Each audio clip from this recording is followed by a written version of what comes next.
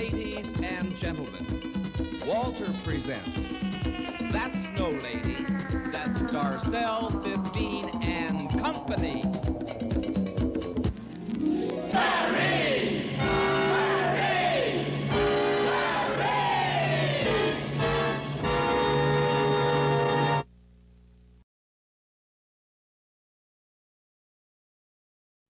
Yes, wait to hear this. How many grandchildren? 11 grandchildren, 11 and a third grandchildren. And a third. And you know all their names. Don't do them, but you know all their names. You know all their birthdays. Hey. I know all their names, and I do know all their birthdays because they're real good about remembering me. Oh, I'm sure. I'm sure. Do you get to see them? Are they important? I get to see them, and they aren't all important. 5 of them are here, and the other 6 are in Montana. In Montana, but you go back. Yes. To visit. We go back a couple times a year. They come out, so we do. I love it because I called Margaret to be on my show, and I said, Margaret, where have you been? And she said, well, I just got back from Montana. And what was it you said? I go back to? I go back once a year to remember why I left. And thank goodness you came to Portland because you made a difference in Portland. Thanks. You, first of all, you were a school teacher? I was a school teacher in Montana. When I came here, I ran Charles Jordan's campaign, and I was in the urban studies program at Portland State, and then I became involved with neighborhoods in the northwest area of town. And then out of that, I worked for Mike Lindbergh for a little while, and then after I'd run a campaign for somebody else for council, and I'd worked for a commissioner, I thought, I can do that. And so I ran for... Were you politically involved in Montana, in Helena?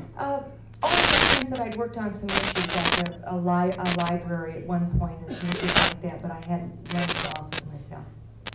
Did you always think that you would be politically inclined? Did you go through school thinking that would happen? No, I went through school thinking I'd grow up and get married and have 2 1/4 children and live in a yard with a picket fence. And my major in school was English. Oh, you have a yard. I've been to your backyard. You have a lovely yard with a picket fence. Well. But it's in Portland now, it's not Montana. That's right. And I do a lot more besides that. I know. Well, listen, I know. Listen, we're getting into that. All right. When did it all happen? When did you you were appointed, first of all, to finish Ran for in a special election.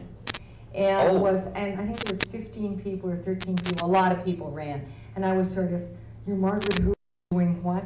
So it was kind of nice to win in an upset. And the two probably best-known people in that race were Earl Blumenauer and Stephen Kafori.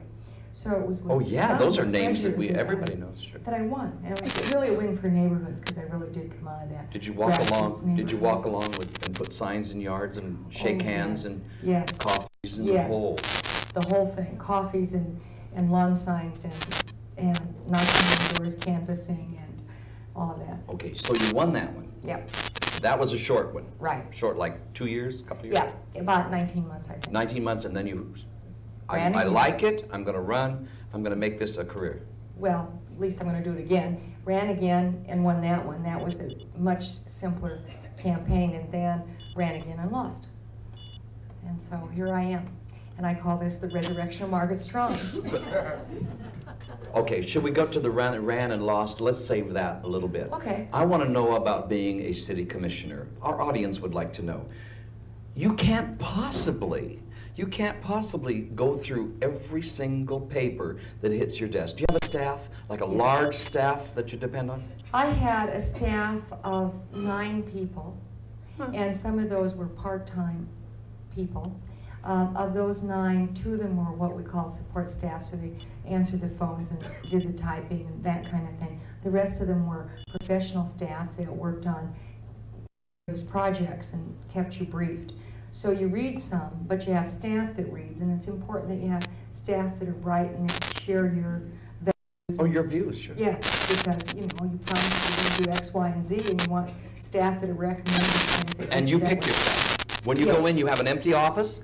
Basically you do. Every time? Every 4 years? Or every time somebody... Well, every time somebody new comes in. The people that work in commissioners' offices and the mayor's office are not part of civil service. And so when you're gone, they're gone. Now, people in the bureaus that work at the city are covered by civil service, and so they stay in the position. But Okay, what about the bureau? I know that every commissioner, I think, doesn't every commissioner have a major bureau that they oversee? we have a pretty weird Yes, we form live in of Portland, government. yes. That's right. We do have a strange form of government called a commissioner form. In most cities, your elected officials are policy people, and they set policy and they set budget, but they don't do administrative things. And here, you set policy, you set budget, and you have administrative responsibilities. It's a weak mayor form of government.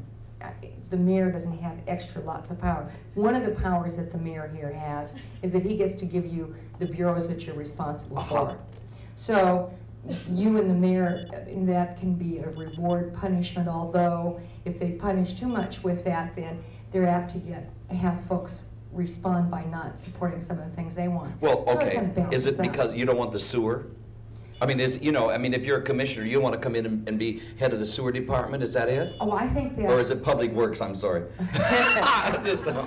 Sewer sounds It weird. seems to me that it has in some parts what it is you're interested in. And for instance, Commissioner Lindbergh really, in fact, had public works for a long time because that was an area that he knew a lot about and was very, very good at and was interested in doing that. And then eventually, transportation and parks. And parks, that's parks. That's right. That's right. So in part it has to do with what you're interested in. When I first came on the council, Mayor Ivancy knew that I was very interested in housing and created the Office of Housing Policy and gave that to me. Also gave me the Bureau of Buildings, which does inspections and sells permits for any building that's going on in the city. And I had the Human Resources Bureau at the beginning. Then later on I ended up with planning, the Bureau of Planning, and all of transportation, as well as Bureau of Buildings and Human Services. We're talking about 15-hour days. We're not talking about 8 to 5. No, really, I don't think anyone on the council works 8 to 5 days. Well, what about, are all your offices, Margaret, in like one area so that you can go next door and I mean, the fight with commissioner's somebody? offices? Yeah. No, basically not. The building, City Hall is a really wonderful old building, and it looks neat on the outside, but keep in mind that the inside was laid out at the same time that the outside was built. So it didn't lend itself real well to suites of offices. And remember, you've got these staff people that you have. So a commissioner or a mayor and their staff is in one area. So there's one commissioner on the second floor. There's the mayor and one commissioner on the third floor. That doesn't matter. What I really mean floor. is, do you argue back and forth? Privately? Do you privately? Are you friends privately? I Are think- they friends privately? You're not involved now, but are they friends privately? When I was there, we were pretty much friends privately. Keep in mind that there's a law that says that only 2 of you can get together at a time.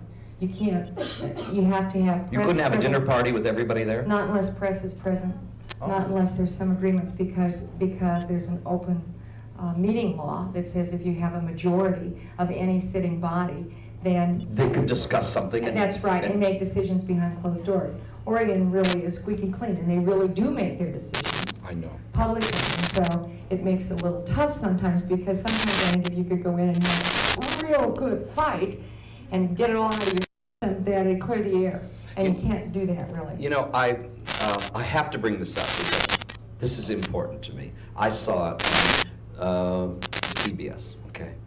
There was a commission meeting, and I think it was about housing. And I think the commission meeting was about housing, and I remember that Mildred Schwab, who is no longer a commissioner, who retired, did not Right. be defeated, but retired, stood up at her desk in the council chamber, pushed her mic away, and said, "You bitch." Well, Okay, I love did she talk to you after that? oh yes. In fact, Did you talk to give- her after that? In fact, to be fair, You didn't hear it, did this you? one. I didn't hear her say that. No, you know, when you've just had it some days, Oh, sure. and I had really just had it, and so I said a kind of a snide remark, and Mildred really got angry, and then it was, You did. know. You said. I'll tell you what you said. I was listening. You said to Mildred something about if you can get money for the performing arts centers, we certainly can take care of this building right. downtown. Yeah. Do I have good recall here? Yes, you do. You do. And then she stood up and called you a bitch. And no, she did it. That's public. So. And then we apologized to each other. But you didn't do that on camera. Well, we did, except you have to understand that TV news only shows. They only want to see that part of it. That's right. That's the only part I wanted to see. I didn't want to see you two embracing. I really didn't want to see that. We were a little careful, but we came back both and said that You have to. I know. You can't. can't. I can imagine. You know, just working with my staff and working with the people that I work with in the show. Every day is not. Pat each other on the back and build each other's ego. There's a point when you have to do this, and it probably made it healthier for both of you after this was over. I think so. I think the other thing is that just what you're saying. You work with people all the time, and you're not bound to get upset or annoyed. I mean, we get annoyed with our mates and our children and all the other people in our lives, and you're bound to get annoyed with people that you work that closely with. And keep in mind, it's very difficult to have those frank discussions off camera. So what happens is you end up coming into these meetings maybe annoyed about something that happened from last week or the week before, or you feel as though somebody had agreed that they'd support something and all of a sudden they're not, and you feel a bit blindsided. And so you're bound to have those kinds of revolts. I think it's infinitely healthier than people that are too polite all the time. I look at any elected group and they're too polite all the time. I think, ooh, there's a problem there. There's a problem. Is there an absolute in being a commissioner, and is there a plum that the mayor can hand? Certainly not the police bureau. That wouldn't be a plum. I think that it makes a difference who it is. For instance, I think that Commissioner Bogle might like to have the police bureau. Oh, because he was a former policeman. And he might enjoy doing that. I wanted to have the Bureau of Planning, and I didn't get it for a long time. In part because it's a big bureau and you kind of have to show that you can do it. But in part also because Mayor Ivancy and I didn't always agree philosophically, and he wasn't really, it wasn't like a punishment, but he didn't want to trust the Planning Bureau to somebody that he didn't agree with always philosophically. So that was, for me, that was a plum. There's other people that would tear their hair at getting the Planning Bureau. So in part it has to do with what you like to do and what you can do. Mayor Ivancy, we shouldn't discuss Mayor Ivancy, but Mayor Ivancy was dedicating a building in the Old Town area a few years ago, and Darcelle was invited by the gas company to be at the meeting. I remember that. You were there, and I stood in the front row. Ivancy tried to talk over my head. It was the funniest thing in the world, because I was looking like this at 12 noon on the parking lot. Here's a part you didn't know about. I said to the president of the gas company that I thought it was wonderful that they'd invited all the merchants in the neighborhood, and I was really pleased that you'd come to the show, and he didn't quite know what to do with that. So you were saying how wonderful Darcelle was to walk over. It was great and it was great that they'd invited you, and it was great that you were there. It really made it feel like a neighborhood kind of event. Absolutely. And when they tear down the gas building in 5000 BC or whatever it's going to be. The BC, no, that's the we're going back to the future. Whenever they tear it down, my business card's in there with my picture on it. So That's great. That's great. They'll know I was there that afternoon. Everybody still remembers that, I'm sure. Margaret, what are you doing now? What's happening in your life? Presently, I'm the executive director at the Central City Concern, and that's an agency that deals with single-room occupancy housing, and it also runs the Hooper Detox Center and program. The Cheers vans that drive around in the Hooper Detox is also part of that. Let me tell you something. I see a lot of the Cheers van, and I want to tell you that I saw two ladies in your van. It's your van. And I saw two ladies in your van with the patience of Job. They're wonderful. They were, I want to tell you right now publicly, they were kind, they were together, and they helped this man. And they didn't just strong-arm him, and he could have been, because he was completely intoxicated, but he was giving them a little trouble, and they calmed him right down and took him where he could get some. And I want to congratulate. That's what's wonderful for you. Well, they're great. They're wonderful for the city. Yeah. They really provide a great service for the city, Yeah. and do it in a kind, humane way. Absolutely. It wasn't any strong arm. It wasn't, and they could have, because the man was giving them a bad time, and they never once lost their temper. They never once. I stood and watched for a good 15 minutes. Very I was very, very proud. I'm always very proud of you. Yeah, you should be. Now, what about single housing? Homeless? Well, once they're in my apartments, they aren't homeless. Okay. We basically we operate hotels, single room occupancy hotels. Most of them are rented by the week or by the month. We have a few rooms that are rented by the day, but most of them by the week or month. We have a total of about 785 rooms. We're now in the process of rehabbing some of them, so some of them are offline, not able to be used right now. But that many rooms is total. We own 3 of those buildings. We're ready to purchase and begin rehab on a 4th. We manage some of them for other agencies or companies like the Housing Authority. We manage 2 buildings for the Housing Authority. We have some leases with private owners in which we run the housing and manage the buildings for them. And the money comes from? Well, the money for operating costs comes from the money people pay in rents.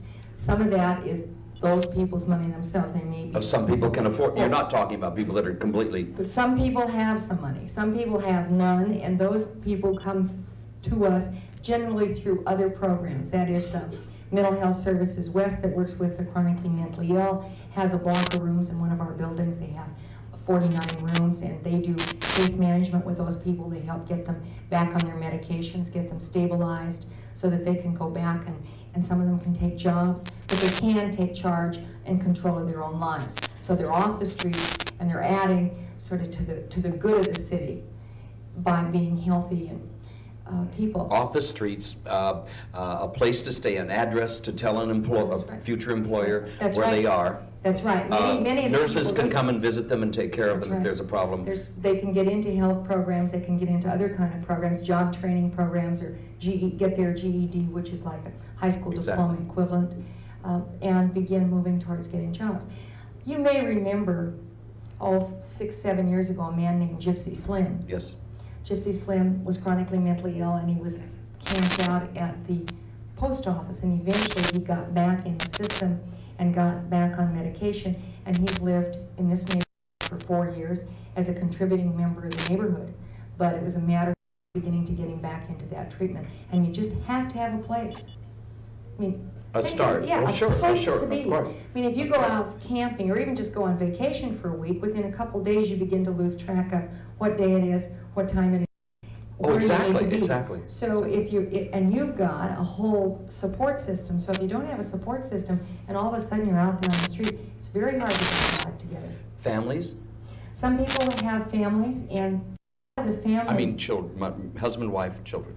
You're talking about that kind of. That kind of homeless. That kind of homeless are generally referred out of this neighborhood into what's called the Southeast Network, and they really work on families. What we've tried to do is look at all the different kinds of populations. So you have chronically mentally ill, you have some recovering alcoholics, some alcoholics that aren't recovering, you have sometimes people coming out of prison, you may have just people that are down on their luck, but we try and look at where is the best place for those people to live, and where's the place they can get services. It's clear that people with little kids, this isn't a great neighborhood to be in. No, not at all. So we try to make sure that they've got good shelter with a support kind of system going on somewhere else.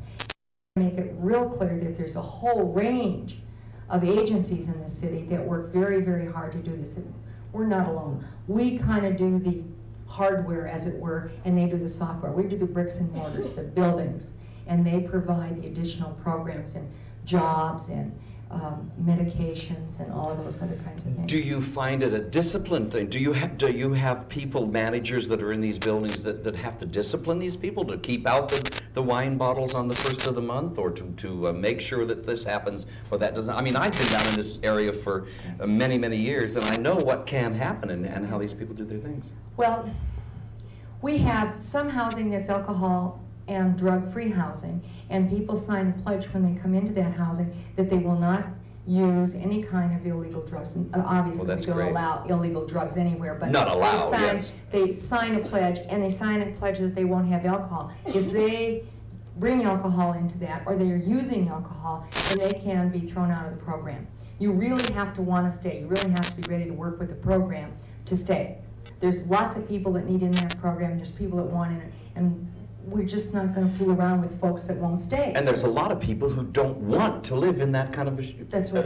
environment. They That's want right. to be on the street. That's right. They want to be That's under right. the bridge. There's some that do. That's right. That's right. That's and, right. And we sometimes we group them all together, don't we? That's right. And yet I'm sure that your offices and your people see this all the time. They don't want help. That's right. I want to live this way. I'll spend my life this way, and that's it. That's right. And so you just they're written off. Are they? I mean, they have.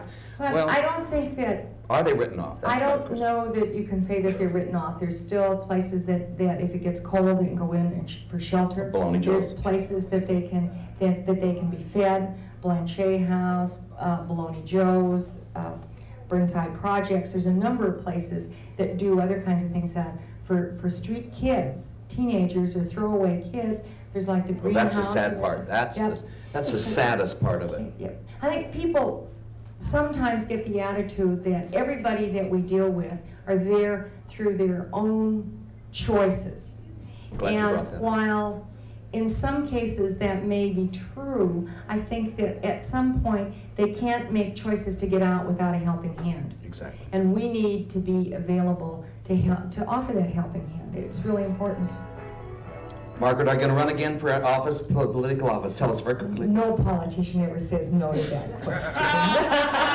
We would love to see you back on the bench, as it were. Love to. Thank you Love very to. much. Thank you. I'm so glad that I can count Margaret as a friend, and I think Portland should be proud that they can call you a friend. Well, that's very You're a- nice. you're a I lovely love lady. Portland. It's a Lovely great lady, place. lovely family, nice backyard, fun barbecues. Thank you very much for joining us, ladies and gentlemen. One of the first things we do at Darcelle 15 is we learn to laugh at ourselves, and then we can laugh at everybody else. And take a moment to make somebody happy. Thank you. Thanks. Thank you, Margaret. Charming. Thank you. Thank you, ladies and gentlemen.